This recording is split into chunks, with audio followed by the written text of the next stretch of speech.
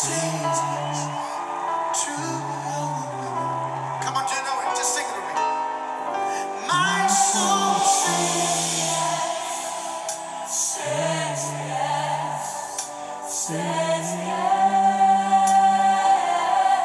My soul says yes.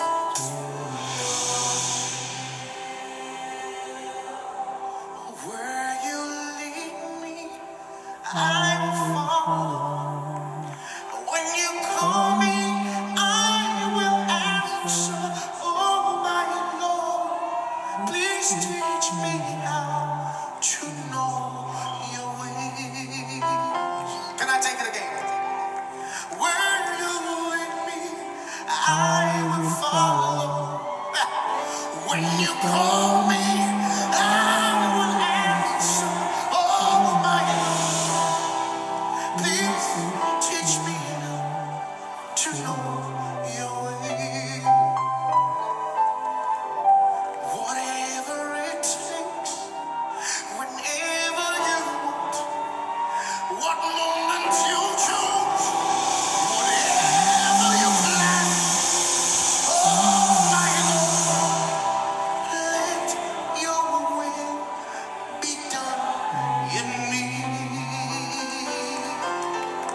So be my God, be my light, be my way, be my will, oh my Lord. Please lay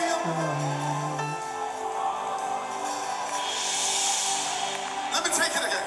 So be my light and be my guide, be my way, be my will, oh my Lord. Come lay.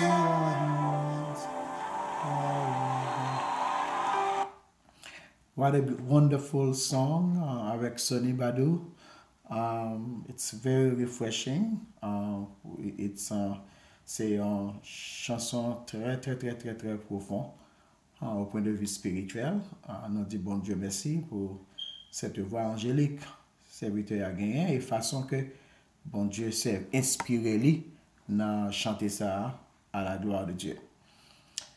Je dis à nous gagner une vidéo que nous avons fait ensemble avec vous-même. Un sujet que nous avons traité, nous allons parler sur la voix de la raison. The voice of reason. Why, pour qui ça que nous voulons parler sur la voix de la raison, je dis. Eh bien, moi, pense que nous vivons dans un moment côté que réellement nous soif. Moi, ensemble avec vous-même, nous soif. Nous soif parce que t'es arrivé un moment comme ça pour le peuple Israël là côté que le prophète ne pas parler encore. Le messager de Dieu t'a fait silence. Le peuple a besoin d'entendre une voix. Il a besoin d'un guide, il a besoin d'un sauveur, il a besoin de direction. Eh bien, je dis à nous arriver dans le même moment, côté que nous sentons que nous trop distraits de ce qui a passé tout autour de nous-mêmes. Nous très préoccupés de tout ce qui a passé tout autour de nous-mêmes. Les fait nous oublier la voix de Dieu, la voix de la raison, qui pour rendre nos spirituels est capable de permettre que la présence de Dieu habite dans notre vie. Eh bien, dans Actes, en chapitre 27, verset 1er à continuer, nous joignons que le serviteur Paul, son nom était Saul au commencement, après sa conversion, Dieu a changé son nom de Saul à Paul. Et ce serviteur de Dieu, dans Actes chapitre 9, Dieu dit à Ananias, c'est un instrument que j'ai choisi. Ils sont outils, un instrument que je choisi pour apporter mon nom devant les nations, devant les rois. Eh bien, Paul t'a accompli en mission ça que bon Dieu t'a bali. Dans Actes chapitre 27, verset 1er à continuer. Alors, dans ce passage biblique, nous trouvons que c'est un passage qui est très intéressant pour les gens qui sont intéressés à la lecture de la Bible. Très, très intéressant. Et par organe moi, je vais essayer de déchiffrer l'ensemble avec vous-même, parler de lui un peu. Et le sujet que nous choisi pour ça, c'est la voix de la raison, the voice of reason. Eh bien, nous sommes capables de dire que Paul te joué une arrestation à cause de sa foi en Dieu, à cause de sa croyance en Jésus-Christ. Juif yo te décidé de faire arrêter lui. Et yo te décidé aussi finir avec la vie. Ça veut dire que passer à l'infinitif à cause de sa foi en Dieu. So, le présenté devant le roi Agrippa, devant Festus, Paul défend son ministère, le défend foi ali. Dans Actes chapitre 26, on va jouer tout ça nous dit là. Commencer depuis dans chapitre 25. Et que même Jean, Paul était très zélé dans le judaïsme. Eh bien, nous joignons que le Saint-Esprit, bon Dieu, t'est servi avec ses serviteurs. Après sa conversion, tout en vie spirituelle, il était après conforter l'Église. Même par son emprisonnement, même dans cette tribulation, même dans son arrestation, Paul toujours après conforter l'Église. En Paul, nous trouvons la voix de la raison. Eh bien, lorsque Paul présentait devant Agrippa, devant Festus, Paul, qui te connaît lui-même que il n'y a pas de gain d'autres recours parce que les Juifs étaient décidés pour passer à l'infinitif, lui demandait pour le présenter devant César. Alors, pour aller à Rome, Monsieur Agrippa avec Festus, après la présentation de Paul dans sa défense, ils ont réuni ensemble, ils ont dit que nous pas joué rien mal de ça ils ont accusé monsieur. Nous t'es qu'à la gueule, pas oublier, ils étaient condamnés, c'était monsieur qui a milité avec eux-mêmes. Nous t'es qu'à la gueule, mais puisqu'il demandait pour aller à Rome, nous obligés de voyer là. So, il y a la Paul là, on a mis un centenier pour aller à Rome et voyage là pour aller mal passer. Voyage là pour aller en pile problème. Acte chapitre 27, voyage là pour aller mal passer. Mais étant donné que Dieu pas jamais fait rien sans ne pas révéler serviteur li, Paul fait monsieur yo connaît au patron du navire, au matelot et capitaine du navire. Paul fait yo connaît que ce voyage que nous allons entreprendre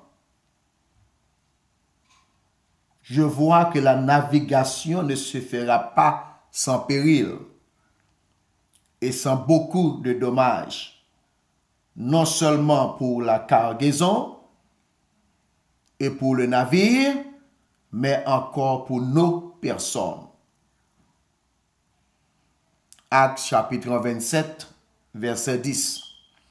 Paul dit, c'est pourquoi Paul avertit les autres en disant, ô hommes, je vois que la navigation ne se fera pas sans péril et sans beaucoup de dommages, non seulement pour la cargaison et pour le navire, mais encore pour nos personnes. Parfois, il y a quelques moments dans la vie où tu as remis, il y a quelques décisions à prendre, il y a quelques, que ce soit dans le foyer, que ce soit dans le business, que ce soit en travail qu'on a changé, que ce soit une décision à prendre, vous comprenez, comme de là, pour famille, pour foyer, pour travail, pour carrière. Ou t'as remis parfois, je n'ai un avertissement comme ça de la part de Dieu, qui peut avoir garanti. Ou t'as remis, je n'ai un avertissement comme ça de la part des serviteurs de Dieu, qui peut avoir garanti de comment bagaille va le passer. Alors voilà, dans ce passage, Paul a donné un avertissement au centenier, lui donné un avertissement au pilote du navire, lui donné un avertissement au patron du navire, au matelot du navire, lui dit que monsieur, voyage là a mal passé. Si nous ne pas l'écouter, pas écouter, et voyage là a mal passé. Dans le verset 11, le centenier écouta le pilote et le patron du navire plutôt que les paroles de Paul. Le centenier a décidé, son prisonnier, ou par contre conduit bateau déjà,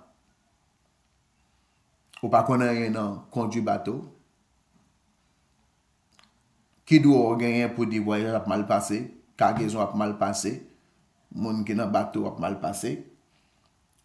Centenier a écouté le pilote et le patron du navire plutôt que les paroles de Paul. Et comme le port n'était pas bon pour hiverner, la plupart furent d'avis de le quitter pour tâcher d'atteindre dans Phoenix, port de Crète qui regarde le sud-ouest et le nord-ouest, afin d'y passer l'hiver. Un léger vent du sud vint à souffler, et se croyant maîtres de leur dessein, ils levèrent l'ancre et côtoyèrent de près l'île de Crète. Moi, je veux prêter attention avec ce croyant maîtres de leur dessein. Même gens nous même tout. Parfois, nous faisons un peu le projet pour l'avenir. Nous avons un pile projet. Et parfois, nous croyons nous mettre tête nous. Nous avons fait ceci, nous avons fait cela. Sans consulter l'Éternel. Alors voilà un serviteur de Dieu qui avait une bonne relation avec Dieu. Dieu lui a parlé et lui donné un avertissement au patron, au pilote, au matelot du navire, se croyant maître de leur dessein. Il décidait de ne pas écouter les paroles de Paul et puis il fait travail par eux. Pas oublier que moi donc il y a quelques moments dans la vie où besoin il y a quelques décisions à prendre, tu as besoin de mon aider. Voilà que mais il y a joint un monde qui aide mais à cause de sa position, il était prisonnier. Il n'a pas fait de lui aucun cas. Mais prisonnier dans le Seigneur, il n'a pas fait de lui aucun cas. Il était arrêté parce que l'a prêché l'évangile. Il n'a pas fait de lui aucun cas. Et voyage là pas mal passé. So, voyage là pas mal passé. Depuis commencement voyage là, c'est déjà une péripétie. C'était une véritable péripétie. Mais heureusement, Dieu était là parce que son serviteur Paul fait partie de ce voyage que Dieu n'allait lui abandonner en ce moment si difficile. Bien que yo pas côté lui, voyage là a très pénible, l'a très douloureux, l'a coûté cher parce que yo pas décidé de prendre l'avertissement de Paul, la voix de la raison a parlé et yo pas fait aucun cas et ils vont payer le prix pour cela. Mais bientôt un vent impétueux qu'on appelle Huracilon se déchaîna sur l'île. Tout de suite après, Paul vient dire ça, il a levé l'ancre, il est parti, et puis on va débarquer. La Bible nous dit qu'un vent impétueux, un vent terrible, commence à prendre la vie là, prend bateau là, la partie avec elle, la fait route avec elle. Le navire fut entraîné sans pouvoir lutter contre le vent et nous nous laissâmes aller à la dérive. Yo vin perdu contrôle navire là, quand il y a ces vents cap conduire. Nous passâmes au-dessous d'une petite île nommée Claudia et nous eûmes de la peine à nous rendre maîtres de la chaloupe. Après l'avoir hissé, on se servit des moyens de secours pour ceindre le navire et dans la crainte de tomber sur la site, on abaissa les voiles, c'est ainsi qu'on se faisait emporter par le vent. Depuis même les monsieur dérapé, bateau a perdu contrôle. Yo descend voile, li fait noir, pas de soleil, yo pas de étoile, yo très profond dans la mer, et kounyea, c'est vent qui a conduit bateau, yo pas de accès avec lui pour yo faire rien avec elle.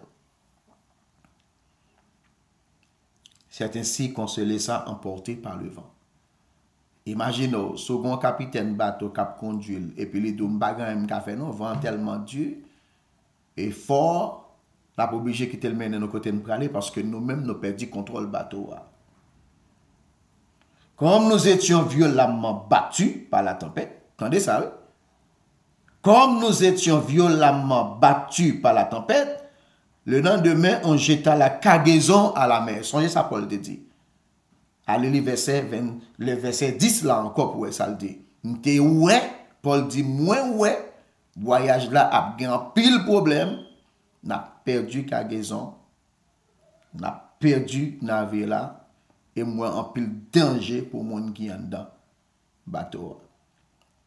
Tout de suite après, il a commencé à jeter bagaille à la mer parce qu'il a perdu contrôle bateau.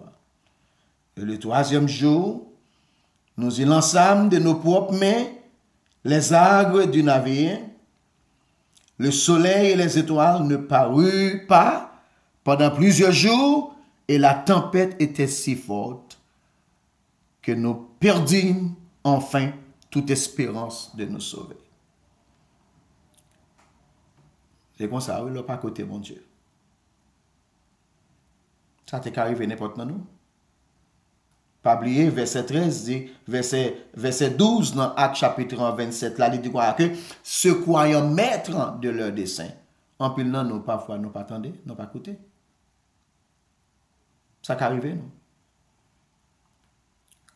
Si nous pas laisser nous conduire par l'Esprit de Dieu, Même Jean-Paul dit aux Gaulois, dans Galates 5, quand il dit que Galates 5, il dit comme ça que si nous vivons par l'esprit, marchons selon l'esprit. Paul était et fut guidé par l'esprit de Dieu. Il avait l'esprit de Dieu en lui. Dieu lui a révélé que ce voyage pour aller un voyage pénible et douloureux, mais il n'a pas fait de lui aucun cas. Il n'a pas fait de lui aucun cas. C'est même genre avec Jodia, comme chrétien. Personne ne fait aucun cas parce que nous sommes chrétiens. Il y a des gens qui ne sont pas considérés non même du tout comme moun qui éduqué, comme moun qui savait, parce que nous croyons en Dieu. Il y a des gens qui considèrent nous comme des rien à faire, parce que nous croyons en Dieu. Il y a des gens qui considèrent nous comme des insensés, parce que nous avons la foi en Dieu. Parfois même notre propre famille, nos enfants, même certains de nos parents, même notre femme, parfois nous considère comme des fous et des insensés parce que nous avons la foi en Dieu, parce que nous professons cette foi, parce que nous croyons en Dieu, parce que nous croyons en Dieu. Parfois même parents ou madame ou petit tout, parlent avec de bon œil parce que vous croyez en bon Dieu. Ils vous considèrent comme un fou. Parfois, il y a des gens qui disent que pour gens éduqués, pour aller à l'école, vous comprenez, pas pour quelle raison que vous croyez dans Jésus ça. Pas pour quelle raison. Cependant, nous avons la voix de la raison. Parce que nous sommes guidés par l'Esprit de Dieu. Et nous possédons la sagesse qui vient d'en haut. Paul ne possédait pas cette voix de la raison avant sa conversion. Paul n'a pas de voix de raison ça avant sa conversion. Il n'a pas de prendre lettre dans mes sacrificateurs pour la jeter chrétien en prison, tuer, participer dans la mort Étienne. Vous comprenez? Forcer mon à blasphémer le nom de Dieu. Vous comprenez? Voilà comment il avait l'habitude d'agir et comment il pensait avant sa conversion. Mais comment Paul lui-même t'a pensé avant sa conversion. Si vous allez dans Actes en chapitre 26, en verset 29, mais ça lui-même Paul te dit, lorsque moi de l'homme a un bon Dieu dans la vie, ou pensez différent, mais pour un pile monde qui n'a pas un bon Dieu dans la vie, il regarde tout le monde qui a servi bon Dieu comme des fous, comme des insensés. Et parfois même pour femmes considérés comme ça. Dans Actes chapitre 26, verset 9, on aurait qui ça, Paul lui-même lui dit. Il dit comme ça que si nous avons commencé dans verset 4, il dit, ma vie dès les premiers temps de ma jeunesse est comme de tous les Juifs, puisqu'elle s'est passée à Jérusalem au milieu de ma nation. Ils savent depuis longtemps, s'ils veulent le déclarer, que j'ai vécu en pharisien selon la secte la plus rigide de notre religion. Il était zélé dans le judaïsme. Il se croyait être un serviteur de Dieu et il voulait tout faire pour détruire l'œuvre de Dieu. A fait Jésus de Nazareth là, il n'a pas de ça du tout. À laquelle, il dit comme ça que, et maintenant je suis mis en jugement parce que j'espère l'accomplissement de la promesse que Dieu a faite à nos pères, et à laquelle aspirent nos 12 tribus qui servent Dieu continuellement nuit et jour. C'est pour cette espérance, ô roi, que je suis accusé par des Juifs. Quoi vous en semble incroyable que Dieu ressuscite les morts? Pour moi, j'avais cru d'avoir agi vigoureusement contre le nom de Jésus de Nazareth. Pour moi, j'avais cru devoir agir vigoureusement contre le nom de Jésus de Nazareth. C'est ce que j'ai fait à Jérusalem. J'ai jeté en prison plusieurs des saints, ayant reçu ce pouvoir des principaux sacrificateurs, et quand on les mettait à mort, je joignais mon suffrage à celui des autres. Je les ai souvent châtiés dans toutes les synagogues, et je les forçais à blasphémer dans mes excès de fureur contre eux. Je les persécutais, même jusque dans les villes étrangères. Et pas moi qui dis non, ça c'est Paul qui a parlé. Il dit, pour moi, j'avais cru devoir agir vigoureusement. Ok? Je les persécutais même juste dans les villes étrangères. Il dit que je les forçais à blasphémer le nom de Dieu. Dans mes excès de fureur contre eux, je les persécutais. Il dit que c'est ce que j'ai fait à Jérusalem. J'ai jeté en prison plusieurs des saints ayant reçu ce pouvoir des principaux sacrificateurs. Et quand on les mettait à mort, je joignais mon suffrage à celui des autres. Il était de l'autre côté, avant sa conversion. Il considérait tout le monde qui a prêché, c'est mon fou.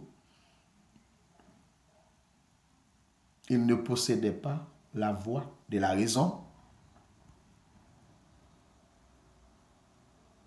Il se croyait intelligent et il pensait qu'il est capable de faire toute bagaille.